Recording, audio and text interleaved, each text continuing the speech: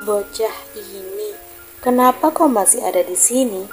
Paman menatap Kenzo yang berjalan memasuki ruangan tempatnya berada. Ruangan tersebut merupakan ruangan VIP yang dipesankan oleh perusahaan paman khusus untuknya. Aku memintamu untuk pergi ke rumah dan sarapan. Seharusnya kau langsung datang ke sekolah. Jangan bilang kau bolos sekarang, tanya paman. Pertama, aku tidak pulang ke rumah. Aku sarapan di kafetaria rumah sakit. Kedua, iya, aku bolos 1 hari. Tapi itu tidak masalah, karena sekarang aku sedang menemani paman di sini, jawab Kenzo. Padahal kau sendiri yang mengatakan waktu itu berharga. Kau seharusnya memanfaatkan waktu dengan baik dan pergi belajar ke sekolah. Selagi kau masih bisa, ucap paman. Saat ini, aku sudah memanfaatkan waktu dengan baik. Dengan begini, aku bisa bicara dengan paman lebih lama lagi. Kenzo mengambil apel yang berada di atas nakas, kemudian mengupasnya. Dasar kau ini, apa kau begitu menyayangi pamanmu ini, ha? Paman tersenyum miring. Tentu saja, aku menyayangi paman. Paman adalah satu-satunya keluargaku saat ini. Aku tidak mungkin meninggalkan keluargaku yang sedang sakit, jawab Kenzo. Kau terlalu berlebihan, Kenzo. Ini hanya goresan kecil. Ternyata kau tidak ada bedanya dengan perusahaan tempatku bekerja.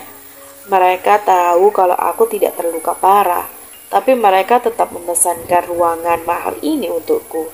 Mereka terlalu membuang-buang uang, ucap paman. Jangan berkata seperti itu, paman. Dengan begini, paman tahu kalau banyak orang yang peduli pada paman.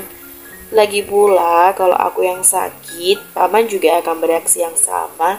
Apakah paman lupa? Saat itu aku sedang sakit, namun paman begitu sibuk dengan pekerjaan. Aku menghubungi paman untuk melaporkan kondisiku.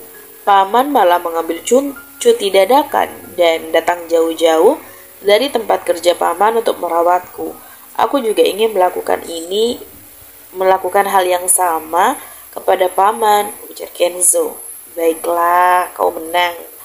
Lakukan apapun yang kau mau. Paman tersenyum kecil. Aku memang akan melakukan apapun yang aku mau, karena aku sudah besar. Ingat paman, yang paman katakan padaku sebelumnya, ujar Kenzo. Bagaimana bisa aku tidak ingat? Paman tertawa kecil. Kenzo meletakkan potongan apel di atas piring kecil, kemudian memberikannya kepada paman. Kau mengupasnya dengan sangat rapi. Paman menatap potongan apel tanpa kulit tersebut. Aku belajar banyak hal selama ini. Kenzo menatap pisau kecil yang tadi dia pakai untuk mengupas dan memotong apel. Bahkan aku tidak melihat ada daging yang menempel di kulit apel. Paman melirik kulit apel yang ada di pangkuan Kenzo. Memang tidak ada daging sedikit pun di sana. Bahkan Kenzo mengupas semuanya tanpa memutuskan mereka. Kau pasti belajar teknik mengupas dengan sangat giat, ujar paman. Iya, itu benar, jawab Kenzo sedikit gugup. Dia tidak mungkin mengatakan kepada pamannya kalau dia belajar teknik mengupas ini dari Marcelo. Pria itu mengajari Kenzo cara memotong dan mengupas sesuatu setipis mungkin, dan yang suatu hari nanti akan dibutuhkan Kenzo. Benda yang digunakan untuk mempraktek adalah buah apel, sehingga sekarang Kenzo sudah terbiasa mengupas apel dengan kulit yang setipis mungkin dan tanpa memutuskan kulitnya. Kau memang cepat belajar dan sangat pandai, Kenzo. Paman melahap potongan apel. Oh ya, tadi saat kau pergi, perawat mengatakan padaku kalau kau sangat panik begitu sampai di sini. Dia bilang kau mengirim banyak pesan pada seseorang dan mencoba menelpon nomor yang sama dengan perasaan gelisah saat menungguku. Nomor yang kau hubungi itu adalah nomor Zeva, kan? Tanya paman. Iya, aku menghubungi Zeva. Aku melakukannya tanpa sadar. Saat itu ponsel Zeva mati karena kehabisan daya, sehingga dia tidak bisa menjawab pesanku maupun mengangkat teleponku. Tapi dibandingkan itu, aku merasa sangat malu pada Zeva karena menunjukkan kepanikanku di depannya. Jelas Kenzo, dia kembali merasa malu. Apa dia menelponmu lagi atau membalas pesanmu? Lalu bagaimana reaksinya? Paman penasaran. Dia meminta maaf dan mengatakan kalau ponselnya mati. Dia tidak menertawakanku. Malah dia takut kalau aku marah karena dia tidak membalas pesanku kemarin. Ujar Kenzo. Wajar aja dia merasa takut. Dia pasti sangat menyayangimu. Sampai berpikir kalau kamu akan kecewa padanya. Gara-gara dia tidak merespon kekhawatiranmu kemarin. Balas paman. Iya paman, benar. Dia juga bilang padaku kalau dia akan mampir kemari sepulang sekolah nanti. Ujar Kenzo. Aku akan menantikan itu. Apa paman tahu Zeva itu juga... Kenzo mulai menceritakan banyak hal tentang Zeva yang dia ketahui dan pernah dia rasakan. Paman mendengarkan kata-kata Kenzo dengan seksama, sembari tersenyum kecil. Kenapa aku harus ikut dengan kalian? Jasmine menatap datar semua orang begitu dia tiba di depan sekolah, di mana Zeva dan yang lainnya sudah menunggu dirinya dan Aluna. Ayolah Jasmine, Kenzo itu kan temanmu juga. Apakah kau tidak merasa khawatir pada kondisi pamannya Kenzo atau kondisinya Kenzo? Tanya Aluna. Aku bahkan tidak mengenal pamannya Kenzo. Untuk apa aku mengkhawatirkan kondisinya? Jawab Jasmine. Berhentilah sok bersikap dingin seperti itu. Aku tahu kalau kau sebenarnya juga ingin ikut, balas Zeva. Jangan bicara sembarangan ya, kau tahu dari mana? Jasmine menatap Zeva. Buktinya kau mengikuti Aluna, padahal Aluna tidak menarik tanganmu seperti biasa. Jawab Zeva membuat Jasmine terdiam sejenak. Itu karena... Jasmine berdeham pelan dengan wajah memerah. Ada yang malu nih di sini. Sindir Maxim. Diam kau. Jasmine menatap Maxim dengan tajam. Sudahlah, jangan menghabiskan waktu dengan bicara lagi. Ayo kita jalan. Lian mengajak mereka untuk melangkah ke arah halte bus. Kau tahu di mana rumah sakitnya Zeva? Tanya Maxim. Kenzo sudah memberitahuku sebelumnya, Zeva. Tapi apakah kita akan pergi dengan tangan kosong? Kita akan datang menjenguk seseorang loh. Tidak mungkin kan hanya membawa badan dan tas yang sudah dipenuhi keringat seorang pelajar? Ujar Aluna. Kau benar Aluna. Aku terlalu fokus dengan kondisi pamannya Kenzo. Sampai melupakan itu. Kita bisa membeli sesuatu di sebelah rumah sakit yang akan kita kunjungi. Tempat itu memang menjual barang-barang untuk menjenguk seseorang. Balas Zeva. Baiklah, apa yang akan kau beli? Tanya Aluna. Mungkin bunga dan keranjang buah, jawab Zeva. Daripada buket bunga, bagaimana kalau kau memberikannya buket uang? Pamannya Kenzo pasti akan senang dan langsung memberikan restu pada kalian untuk menikah, ujar Zafi. Dibandingkan memberikan restu, sepertinya dia akan terkejut melihat anak SMA memberikannya hadiah seperti itu, balas Zeva. Dari samping Zeva, seorang pria yang sejak tadi berdiri di sebelah Zeva tiba-tiba oleng dan sedikit menimpa Zeva. Gadis itu terkejut, namun dia berusaha menahan tubuh pria tersebut. Tuan, apakah Anda baik-baik saja? Tanya Zeva dengan khawatir. Iya, aku baik-baik saja. Maafkan aku sedikit pusing. Jawabnya. Apa Anda akan naik bis? Kemana Anda akan pergi? Tanya Zeva. Aku akan pergi ke rumah sakit. Jawabnya. Anda bisa datang bersama kami, Tuan. Kami juga akan pergi ke sana, ujar Zafi yang berada di sebelah Zeva. Tidak usah. Aku tidak mau merepotkan anak-anak muda seperti kalian, jawabnya. Tidak masalah, Tuan. Kami akan mengantarkan Anda, ujar Zeva. Setelah bis datang, Zafi dan Zeva membantu pria itu memasuki bis. Sekitar 15 menit kemudian, bis sampai di halte yang ada di depan rumah sakit yang mereka tuju. Zeva dan Zafi terlebih dahulu mengantar pria tersebut memasuki rumah sakit, sebelum menyusul teman-temannya menuju tempat membeli barang-barang untuk menjenguk, yang berada tepat di sebelah rumah sakit. Mereka membeli 3 buah buket bunga asli, 1 keranjang buah, dan 1 keranjang kue kering. Kemudian Zeva mengirim pesan kepada Kenzo kalau mereka sudah datang. Mereka semua menunggu di ruang tunggu sampai Kenzo datang menghampiri mereka. "Kenapa kalian semua ikut datang kemari?" Kenzo terkejut. "Kenapa terkejut begitu?" tanya Zafi. Aku sedikit khawatir kalau tidak boleh membawa banyak orang masuk ke dalam kamar pasien," bisik Kenzo. "Bukannya pamanmu ada di kamar VIP? Kita hanya tinggal masuk ke dalam sana dan tidak membuat keributan," bicara Maxim. "Aku tidak yakin kau tidak membuat keributan," balas Jasmine. "Sudahlah, jangan berdiri di sini terus. Kita ditatap orang-orang loh. Ayo, pergi ke kamar pamannya Kenzo." Zeva mendorong semua orang untuk bergerak. Saat itulah Zeva kembali melihat pria yang tadi dia bantu untuk naik bis dan datang kemari. Pria itu tengah duduk di kursi tunggu, tersenyum ramah kepadanya sembari menganggukkan kepala. Zeva membalas pria itu dengan senyuman kecil. Mereka pergi ke kamar paman Kenzo. Melihat Kenzo datang bersama teman-temannya, paman sangat terkejut. "Bukannya kau bilang hanya Zeva yang akan datang?" tanya paman. "Ini adalah kejutan, paman. Kami semua teman-temannya Kenzo," jawab Zeva. "Ternyata Kenzo memiliki banyak teman ya sekarang." Paman tersenyum lembut. "Kemari, duduklah, jangan sungkan," ujar paman. "Baik." Maxim dan yang lainnya langsung mendekati paman. Sementara Zeva diam karena Zafi menahan lengannya. "Ayo, bicara sebentar," bisik Zafi. "Baiklah." Zeva mengikuti Zafi keluar dari kamar paman. Mereka berdiri beberapa meter dari pintu masuk. "Aku melihat pria itu di sini. Orang yang mengawasi rumah kita semalam," ujar Zafi. "Benarkah? Dia ada di mana?" tanya Zeva. "Di ruang tunggu. Tadi Gio juga menyadarinya. Karena itulah dia sedikit memberikan isyarat kepadaku. Tapi yang aneh, pria itu terlihat memandangi orang yang tadi kita bantu naik ke bis.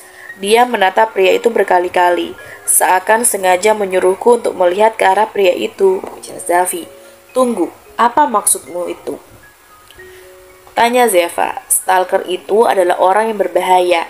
Dia adalah orang yang terobsesi dan juga orang gila yang bisa menyingkirkan siapa saja yang dianggap sebagai penghalang untuk mendapatkanmu," ujar Zafi. "Maksudnya dia ingin mencelakai pria yang kita tolong tadi?" Zeva terkejut. "Iya, sepertinya begitu." Zafi mengangguk. "Sialan, dasar stalker gila," kesal Zeva. "Apa yang kau katakan?" "Apa Zeva?" tanya Kenzo yang keluar untuk menyusul Zeva dan Zafi.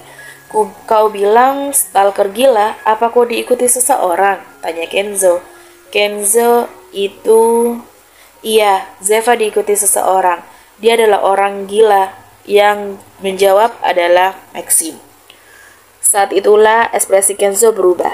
Remaja itu memiliki wajah datar dan dingin yang membuat Zeva sedikit tersentak. Bahkan Zafi juga dibuat terkejut begitu Kenzo bisa membuatnya merasakan sedikit tekanan.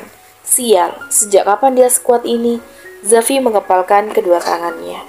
"Kenzo, tenangkan dirimu," ujar Zeva. Namun remaja itu nampaknya tidak mau mendengarkan Zeva. Dia langsung melangkah untuk mencari stalker yang dimaksud oleh Zeva. Gerakan Kenzo terhenti begitu Zafi berdiri di depannya. "Minggir," ujar Kenzo. "Ini bukan saatnya untuk pergi."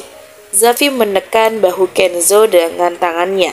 Saat itulah Kenzo tersentak.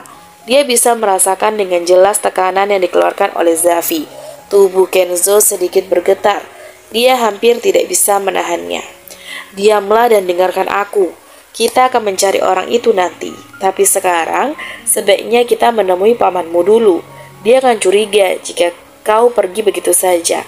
Kau tidak bisa meninggalkan pamanmu di sini kan?" ujar Zafi. Iya." Kenzo terkejut dan suaranya yang bergetar. "Ayo Kenzo, kita temui pamanmu."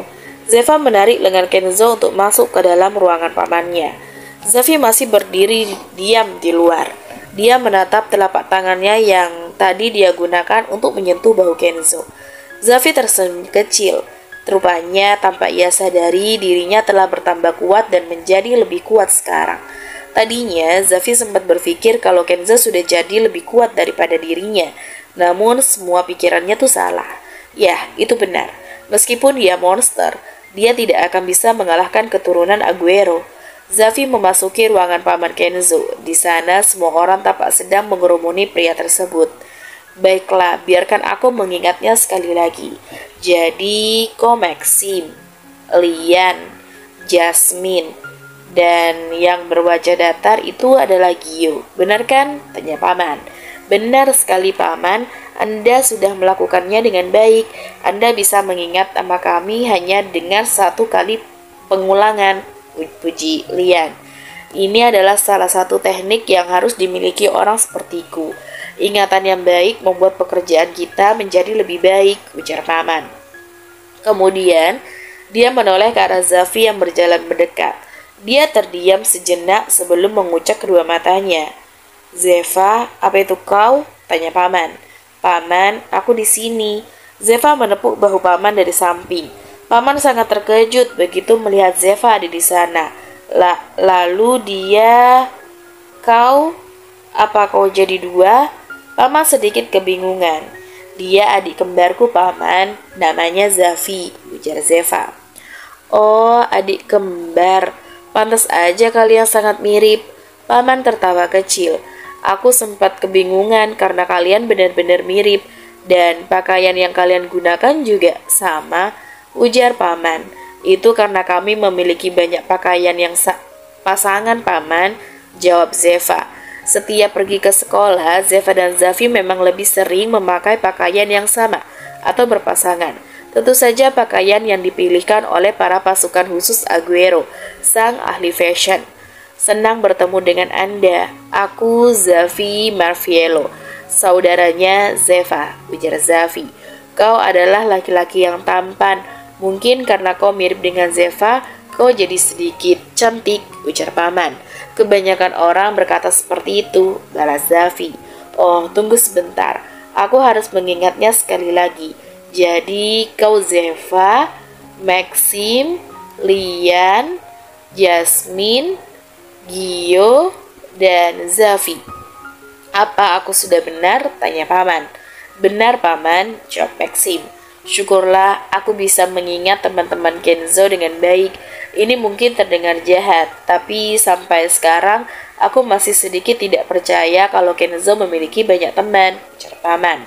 Aku tidak memiliki banyak teman, Paman. Teman-temanku ya hanya mereka saja, jawab Kenzo.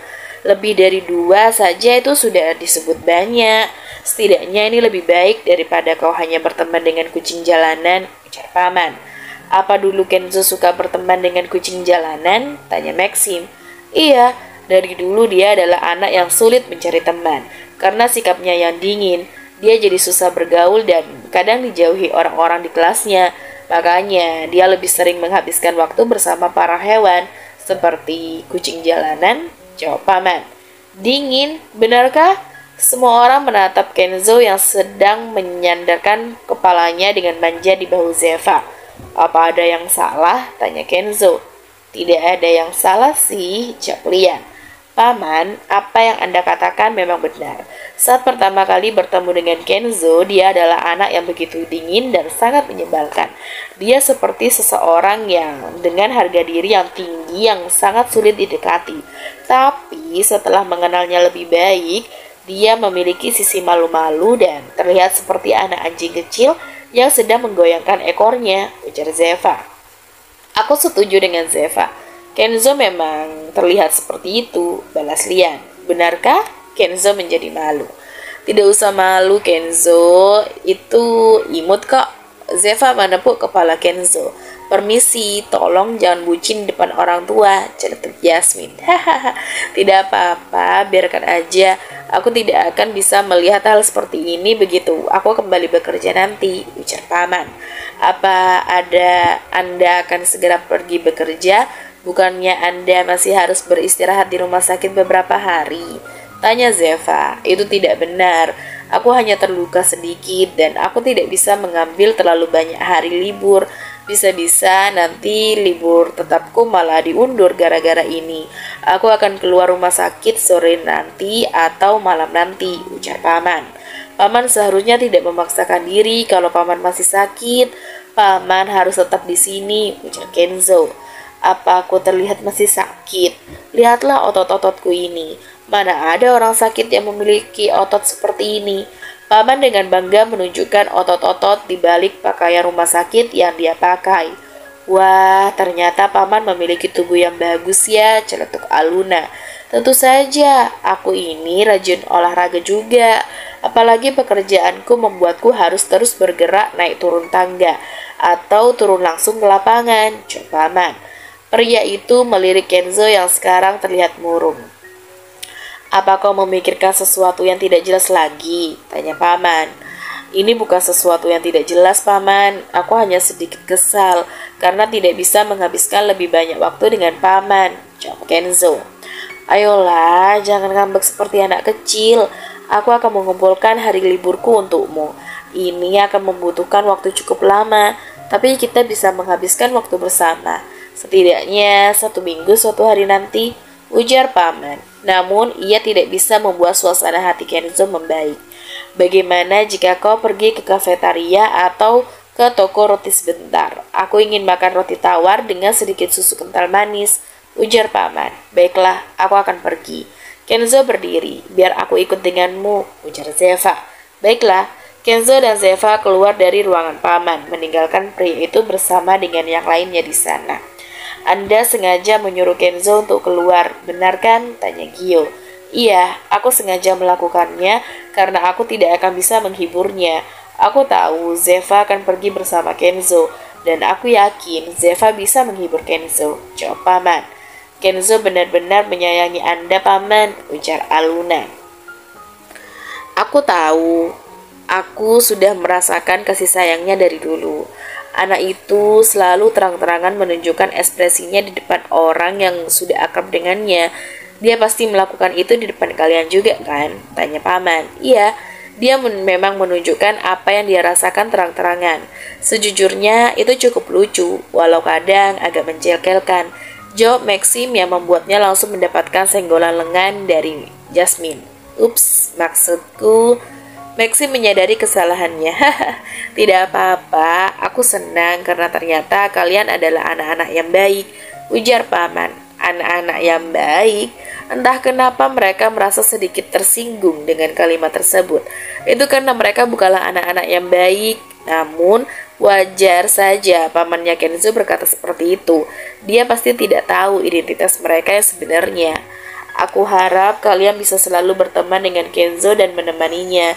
Sudah lama sekali aku ingin melihatnya bahagia, dan sekarang aku melihat hal itu. Aku sangat senang melihatnya tersenyum saat bersama kalian, ujar paman. Paman tenang aja, kami tidak akan pernah meninggalkan Kenzo, karena kami adalah sahabat terbaiknya, ujar Maxim penuh dengan kesombongan. Sahabat terbaik apanya? Cibir Jasmine. Yang mengerti langsung tertawa, sementara paman hanya tersenyum sembari mengerutkan dahi karena dia tidak mengerti apa-apa.